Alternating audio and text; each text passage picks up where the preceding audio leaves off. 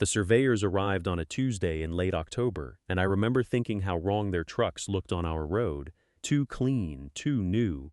The kind of white that hasn't learned what mud does to things. There were 3 of them. They had clipboards and laser equipment and county-issued orange vests, and when the first one knocked on the front door and I answered, he looked past me into the kitchen like he expected to find someone older standing behind me. He asked for the property owner. I told him he was looking at her. He smiled the way men smile when they're being patient with you, and he explained that they'd been contracted by Alderton Land Partners out of Columbus to conduct a boundary survey on the 40 acres adjacent to our east field, the low tract, the one that floods in March, the one everybody in Hester County called Gruber's Swamp. He wanted to confirm the shared boundary line before the company moved forward with their development assessment. I asked him what kind of development. He said he wasn't at liberty to say. I told him to wait, and I closed the door. And I stood in the kitchen for a moment with my hand on the counter and the coffee still hot on the stove, and I thought about my grandfather, who had been dead for 14 months, and the one afternoon, maybe 8 years earlier, when I was 11 and he was still the kind of strong that fools you into thinking a person will just go on forever, and he had walked me to the fence line between our east field and that low ground, and he had said, "Some people look at a piece of land and see what it is. Some look and see what it could be. The trick is knowing which one you're doing." I had not thought about that afternoon in years. I picked up my coat from the hook by the door, his coat technically, the old canvas Carhartt with the cracked left cuff, and I went back outside to talk to the surveyor. But to explain why those trucks mattered, I have to go back further than October.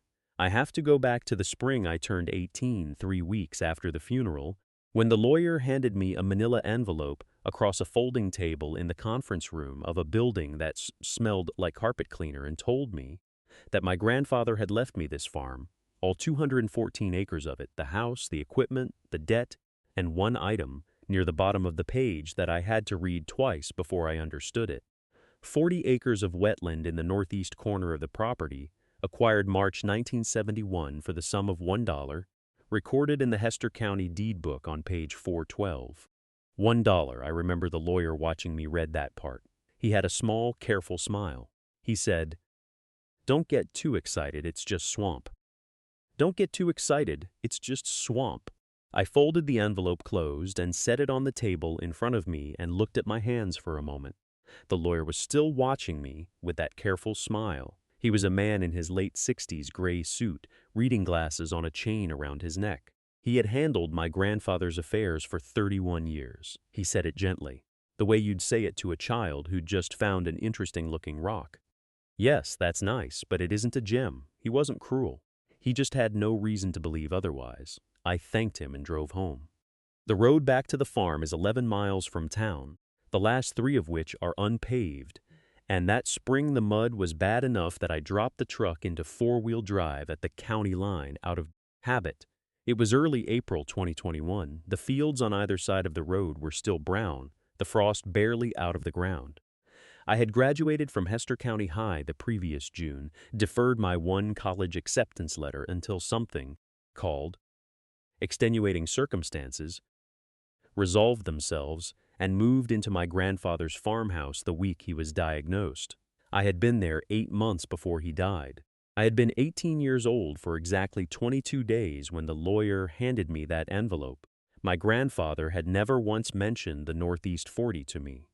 In 8 months of evenings at the kitchen table, of learning to operate a 1987 John Deere 4440 that pulled left on every turn, of writing down everything he told me in a spiral notebook I still keep in the drawer beside the stove. In all of that time, he had never brought it up. That silence felt intentional to me even then. My grandfather was not a man who omitted things by accident. When I got home that afternoon, I put the manila envelope on the kitchen table and I walked the property. Not to the northeast corner. The ground was too wet to get there on foot without losing a boot. Just the familiar loop past the machine shed, along the fence line of the east pasture, back through the orchard that hadn't been properly pruned in 6 years. 12 acres of orchard, 43 acres of row crop ground, 31 acres of hay, 88 acres of timber, And then whatever was left over at the edge of everything, the part nobody talked about. That night I found my grandfather's survey map in the flat drawer under the drafting table in his office, hand-drawn in blue ink dated June 1969. The northeast corner was labeled in his careful block lettering. 40 a hold. Hold not. Worthless. Not. Unusable. Not. Ignore. Hold. I sat at his desk for a long time looking at that word. Outside, the April wind came across the fields and pressed against the windows, and somewhere in the barn the old mare shifted in her stall. The next morning I drove to the county assessor's office in Millhaven, 14 miles east on Route 9. I left before the frost had burned off the grass. The assessor's office smelled like old carpet and toner. A man in his 60s sat behind the counter reading a printout. He looked up when I came in, looked back down, then up again when I didn't leave. I told him I was trying to pull the parcel record on a piece of ground in the northeast corner of my property, the Vance ground, out on Carpenter Road, Section 12, Township 8 North. He typed something slowly, using 2 fingers. That'd be classified wetland buffer, he said, without looking up. Assessed at nominal, basically zero tax basis. I asked him what nominal meant in actual dollars. He told me the parcel carried a county-assessed value of $420. The annual tax bill was $11 and some cents.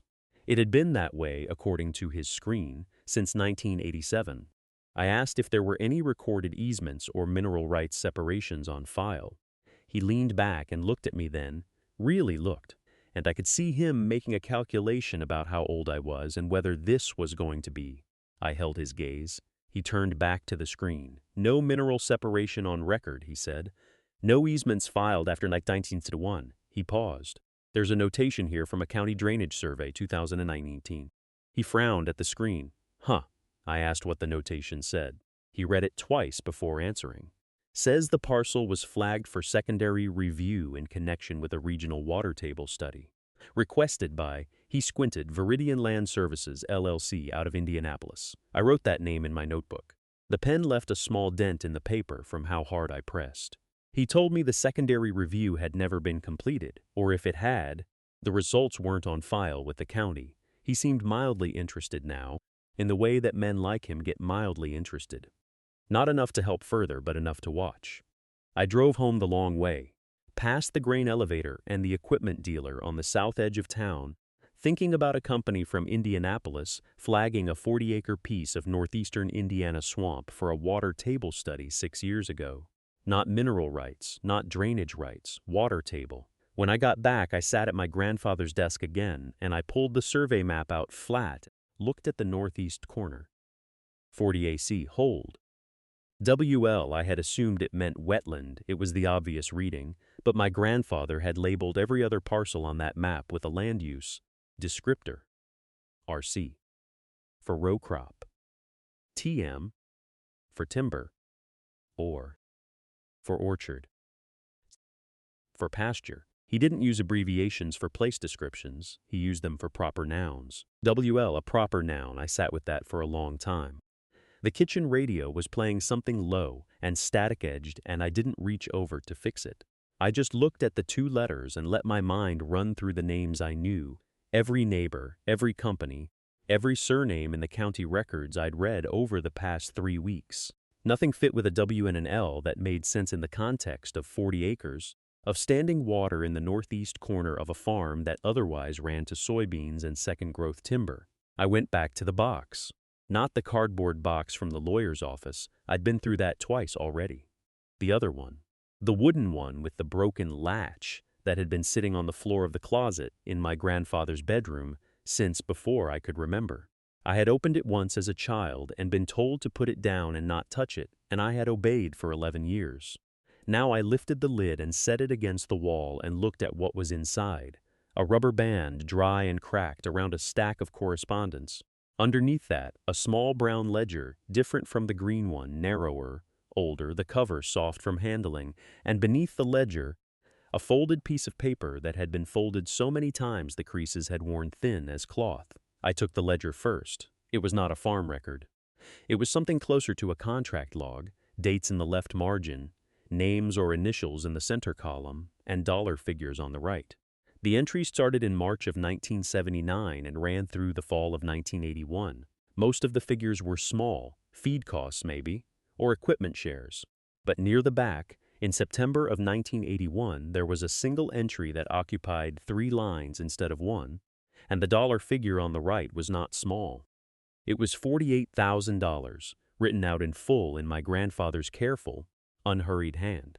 $48,000 in 1981 was not an unremarkable sum for a man running 212 acres in Steuben County. Indiana, the initials in the center column were WL, and below the figure in the same hand a single bracketed note. Aquifer access, northeast parcel, verbal only, no recording. I set the ledger down on the desk and did not pick up the folded paper yet. I needed a minute with what I had just read. Verbal only, no recording. My grandfather had made a financial arrangement of $48,000 in 1981 with someone whose initials were WL, tied specifically to the northeast 40 acres, tied specifically to water, and he had made it in a way that left no public trace.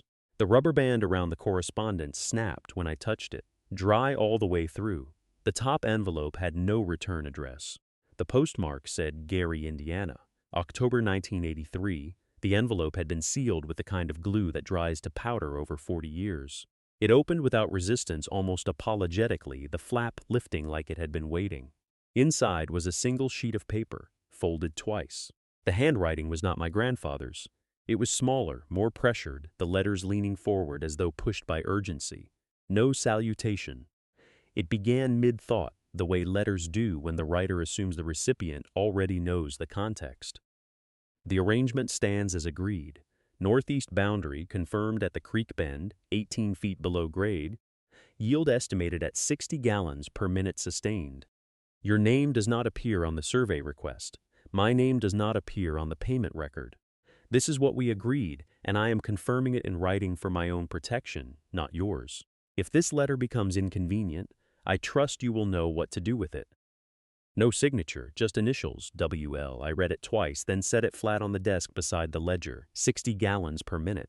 I did not know much about aquifer yield at 19, but I knew enough. 60 gallons per minute sustained is not a farm well. That is a municipal supply figure. That is the kind of number that appears in county water authority documents, not in a private correspondence tucked into a ledger, in a bedroom no one had entered in 2 years. I looked at the second envelope. Same postmark city, different date, March 1986. I did not open it yet. I sat with the first letter for a while longer. My grandfather had been paid $48,000, not to sell, not to lease, but for something he had agreed to keep unnamed. Aquifer access, this northeast parcel, verbal only. And then 2 years later, a letter confirming the arrangement in writing from someone who felt exposed enough to need paper confirmation, but careful enough to leave no name on it, the northeast 40 acres. The swamp parcel, the one he paid $1 for in 1958, and that everyone in Kosciuszko County had laughed at for 23 years until he stopped talking about it entirely. Outside the window the light had gone flat and gray, the way it does in northern Indiana in late afternoon in early March, the sky lowering itself toward the fields without drama. The draft horse was standing at the fence line of the south pasture, not moving, the way he does when the temperature is about to drop. I picked up the second envelope. The postmark was March 14, 1986. The flap on this one had not dried evenly. One corner had resealed itself slightly, and I had to work it loose carefully, trying not to tear the paper. Inside was a folded sheet and something else, something thicker. I unfolded the sheet first. At the top, in the same pressured handwriting, 2 words before anything else. They know. I set the sheet down on the table without finishing it. I don't know why, some instinct. The kind that makes you step back from a door before you open it, to give yourself one more second of not knowing what's on the other side. The something thicker was still folded inside the envelope. I could feel it through the paper, heavier than a letter, stiffer, with the particular stiffness of something that had been handled many times before it was sealed. Here I left it where it was. I picked the sheet back up and read from the beginning. They know. The survey crew was not from the county. I confirmed this. 2 men, neither local. They were at the northeast line 3 mornings running, and when I walked out the fourth morning, they were gone. No equipment left, no flagging in the cattails, as if they had never been. But I recognized the truck. Ford F-250, white, no markings, county plate, but a 79 plate on an 85 truck. Someone pulled an old plate. That is not a mistake. That is someone who knows which details get written down and which ones don't. I had to read the last sentence twice. He was not a man who used italics. The handwriting itself, across 30 years of notebooks, stayed level, same pressure, same slant, even when he was writing about a calf that died or a frost that took the corn. But this letter was different. This letter had been written by someone who was trying to hold himself together on the page, and not entirely succeeding. I don't know who they are working for. What I know is what the parcel is, and what it sits above, and why that matters more in 1986 than it did in 1958. You will understand this when I am gone. I am sorry I never said it plainly. I was waiting for the right year. That was the end of the text. No signature, just the period after. Year. And then the fold. I sat with it for a long moment. The kitchen had gotten dark enough that I needed to turn on the light over the table, and when I did, the window went black and I could see my own reflection in the glass, 19 years old, sitting at a table covered in envelopes, the draft horse still unmoving at the fence line behind my ghost. What it sits above. I unfolded the thicker thing. It was a geological survey form, not the county's standard form. The header was different. A federal agency abbreviation I didn't recognize yet, and the date at the top was July 1957, 11 months before he bought the parcel. Someone had paper-clipped a hand-drawn diagram to the back, a cross-section of something beneath the surface of the Northeast 40, with measurements in feet and a single notation at the bottom, in a handwriting that was not my grandfather's. The notation read, "Confirmed stratum 3, 47 feet." I didn't know what stratum 3 meant. I wasn't ashamed of that. I set the survey down on top of the envelopes and went to the living room, where his old encyclopedia set was still on the shelf in the same order he'd left it, 26 volumes. Their spines faded from burgundy to a dusty rose. I pulled the G volume and looked up geology, then stratigraphy, and read the definition twice before it settled into something I could use. Layers. Stratum meant a layer of the earth, rock, sediment, mineral deposit, each one sitting below the last like pages in a book the ground had been writing for longer than anyone knew, 47 feet down. Stratum 3. I went back to the kitchen and stood over the survey without touching it. The cross-section diagram was careful work. The lines were precise, the measurements consistent, and whoever had drawn it had done it by hand with a straight edge and a sharp pencil, not a drafting machine. 3 strata were labeled. The first was topsoil and peat. The second was a clay and gravel mix, consistent with the wetland basin that sat above it. The third was something else. The label next to stratum 3 had been partially erased and redrawn, and in the redrawn version, someone had written 2 letters I recognized from the encyclopedia page I'd just read. L's. Limestone. A continuous limestone shelf running beneath the Northeast 40, 47 feet under the swamp my grandfather had bought for $1 in June of 1958. I thought about the federal abbreviation in the header. I brought the survey close to the bulb over the table and read it again slowly. 3 letters. I wrote them down in my own notebook, the one I'd been carrying since March, the one that had his fence measurements and my hen counts and the hay supplier's phone number, and I wrote them down carefully because I had the distinct feeling I was looking at something that had been kept quiet for a very specific reason. He had known. Before he bought the parcel, before anyone in the county thought he was doing anything but throwing away $1, he had known what was 47 feet down. He had the survey in his hands 11 months before the sale. He had read it, folded it, and put it inside the envelope with the letter he never mailed, and he had waited. Waited 11 months, then bought the land, then waited 36 more years without telling anyone, not the neighbors, not the co-op, not his own daughter, until there was no one left to tell except a girl who hadn't been born yet when he made the decision. What it sits above.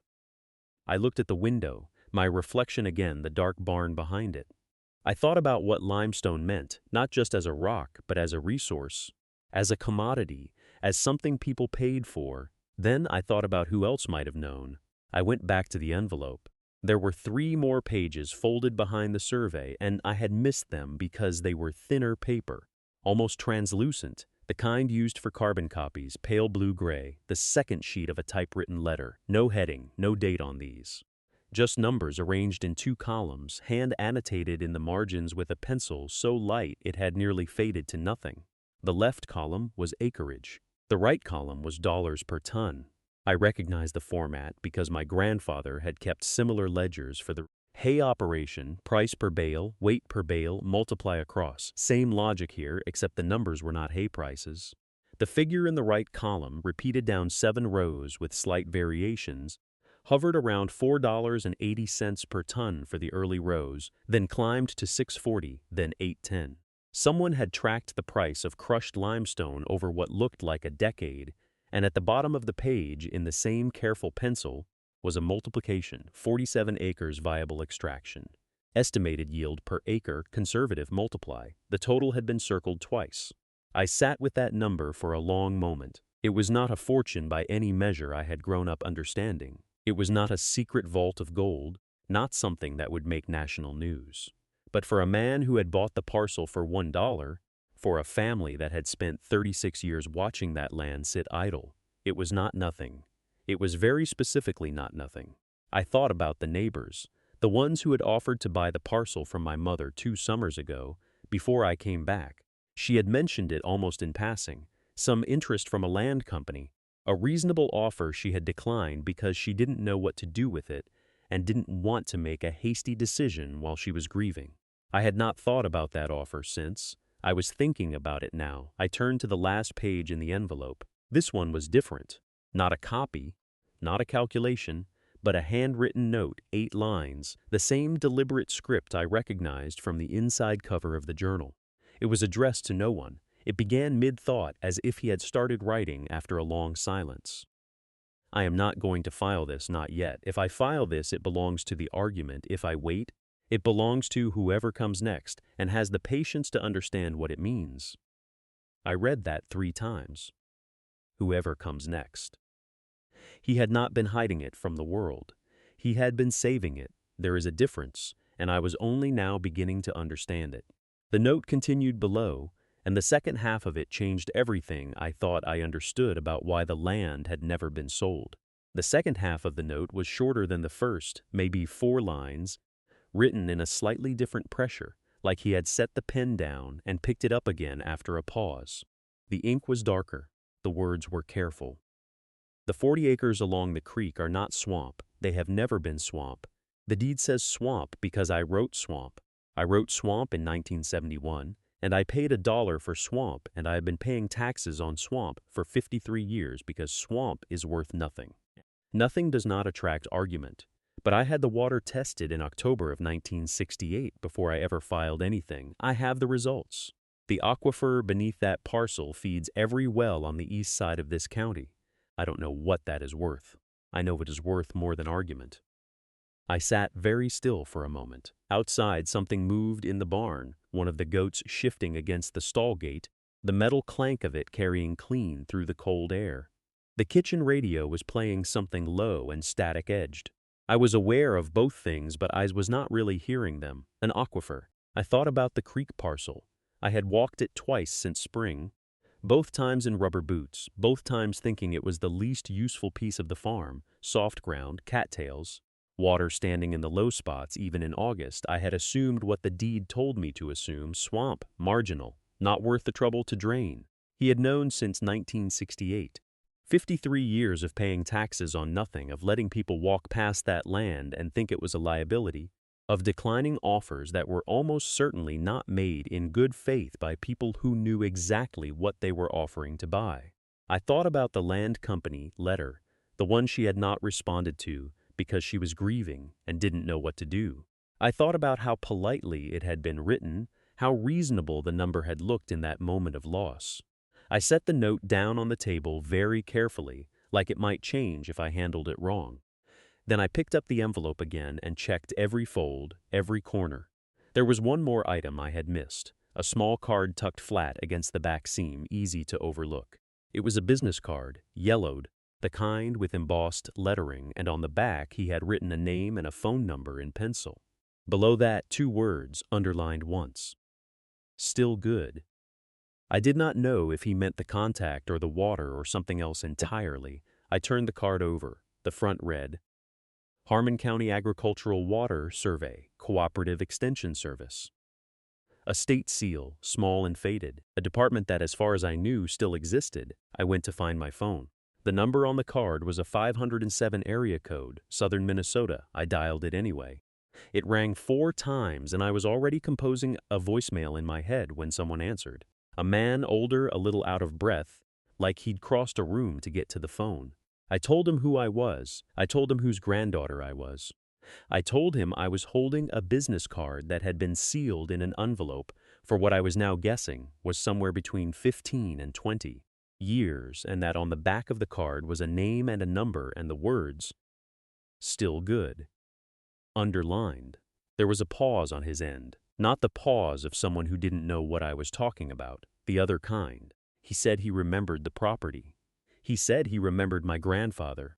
He said he'd been waiting for someone to call about Harmon County parcel 7-114 for a long time, and that he had a file folder in his cabinet with our family name on the tab, and that he had wondered more than once what had become of it. I sat down on the kitchen floor. The linoleum was cold through my jeans. He explained it carefully, the way someone explains something they've had to be patient about. His office had conducted a subsurface water survey in that county in 2003. My grandfather had been one of 4 private landowners who'd participated voluntarily, had granted access to his back acreage, had signed the cooperative paperwork. The survey had identified what the man called a substantial confined aquifer, his words measured, professional, running beneath the low ground at the northeast corner of the property. The 40 acres everyone had called swamp. The 40 acres that had sold for $1 because nobody had wanted them. The aquifer had been logged, mapped, and filed. The file had gone into the Cooperative Extension Archive, and then nothing had happened because the landowner, my grandfather, had not taken the next step, had not filed a water rights claim with the state, had not converted the survey findings into any kind of formal legal standing. The man said the survey data itself was still valid. The aquifer had not moved. What had not been done could still be done. I asked him what. Still doing it would require. He said there would be paperwork, there would be a state review process, there would be fees. He said none of it was fast, and none of it was simple, but that the foundation, the geology, the documented survey, the cooperative agreement was solid. He used that word twice, solid. He asked if I was planning to stay on the property. I looked at the card in my hand. I looked at the 2 words in pencil. I told him yes. The paperwork arrived on a Thursday, 11 days later. A large brown envelope with a state seal in the upper left corner. The kind of envelope that bureaucracies use when they want you to feel the weight of what's inside before you open it. I set it on the kitchen table and did not open it immediately. I made coffee first. I let the percolator run its full cycle. I sat down. There were 4 forms. Each one had instructions printed on the reverse side in a font so small I had to use my grandmother's reading glasses, which I had found in a drawer beside the stove and never thrown away. The glasses were in a red plastic case with a small nick in the hinge. I wore them for the first time that morning, sitting at her table, reading instructions for a legal process she had never known to begin. The water rights claim required documentation of the original survey, which I had. It required proof of continuous land ownership through an unbroken chain of title, which I had because the 40 acres had never left the family, not even during the years when everything else had come close to leaving. It required a $340 filing fee, payable to the State Department of Natural Resources by check or money order, and it required a signed statement from the current landowner affirming that the claim was being made in good faith, with full knowledge that the state review process could take between 6 and 18 months. 6 to 18 months. I read that line twice. Then I looked out the window at the northeast field, still visible from the kitchen, the low ground where the cattails grew thick and the soil never fully dried even in August. It had always looked like a problem, waterlogged, unworkable, the kind of ground you apologized for when neighbors asked about your acreage. The kind of ground a man could sell for $1 because he had no use for it and no patience for it and no imagination for what was underneath it. I thought about patience, 36 years of a survey sitting in an archive, 36 years of an aquifer sitting undisturbed beneath ground nobody wanted. I found the farm's checkbook in the same drawer where I kept the utility bills. I wrote the check for $340. I filled out the 4 forms by hand, slowly cross-referencing the original survey documents to make sure every parcel number and legal description matched exactly. I used a black pen, not a pencil. When I made an error on the second form, I asked for and used the very last sheet of correction fluid from a small bottle at the back of the junk drawer, the kind with the tiny brush that had dried to a point. It still worked. I sealed the envelope that night. I mailed the envelope on a Tuesday morning in late October. The postmaster, the same one who had worked that counter for 22 years and who had known my grandfather by his first name, took it without comment, weighed it, pressed the stamp with the flat of his hand, and set it in the outgoing tray. I drove home on the county road with the windows down even though it was 41 degrees. The approval came back in the second week of November on a Thursday in a plain white envelope with a state seal in the upper left corner. I read it twice standing at the mailbox. Then I folded it carefully along its original crease and put it in the folder with the survey documents. Behind the tab I had labeled in pencil, 40 acres. I did not call anyone. I walked out to the low ground instead, in my grandfather's barn coat, in the late afternoon when the light came in flattened gold across the cattails. The ground gave slightly under my boots near the center, the way it always had. The aquifer was still there, 60 feet down in the same place it had been in 1987. It did not know it had nearly been sold. It did not know anyone had doubted it. I stood there for a while and did not think about the bank, or the surveyor with the clipboard, or the men at the feed store who had spoken carefully around me for a year and a half. I thought about my grandfather writing the word patience in the margin of a page he would never finish. I thought about how he had bought this ground for $1, not because he was foolish, but because he understood something about time that the people laughing at him did not. He did not live to see the surveyors come knocking, but I did. If you are watching this, there is probably something on your property, or in your family's past, that someone told you had no value. An old building nobody's entered in 30 years, a drawer full of paperwork nobody sorted, a piece of low ground everyone apologized for. I am telling you, be slow before you believe them. The people who are quickest to name a thing worthless are usually the ones who never had the patience to find out what it was. My grandfather bought 40 acres of swamp for $1 because he had patience and imagination. I almost lost it because I didn't know what he knew. And then I found the folder and I read the survey and I learned. That's what this channel is. One drawer at a time, one old document, one piece of ground somebody wrote off. If that means something to you, subscribe. And if you have a story like this, leave it in the comments. I read everyone.